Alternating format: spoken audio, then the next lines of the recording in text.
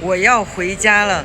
我现在在机场，一人一车自驾环游中国。Hello， 朋友们好，我是瑞瑞，临时决定，今天就要回河南了。昨天晚上我的朋友给我打电话，说我的护士证件马上要过期了，让我这2天回去处理一下，因为我们这个每年都有审核的。我呢常年不在家，都是我的同学朋友提醒我，刚好最近在内蒙古也没有什么事情，我呢就顺便也回家看看。这一次出来也快4个月了，我呢就坐飞机回去，我的车停在了大美的工厂里面，回家待一下，把这个事情处理处理，然后我再回来开我的车出发下一站。乌海这2天没有直达到郑州的机票，我是从呼市中转一下，然后才能到郑州的。好多年没有坐飞机了，心里还有点砰砰砰的，因为这几年都在自驾，去哪里我都是开着车，很少再去坐高铁跟飞机，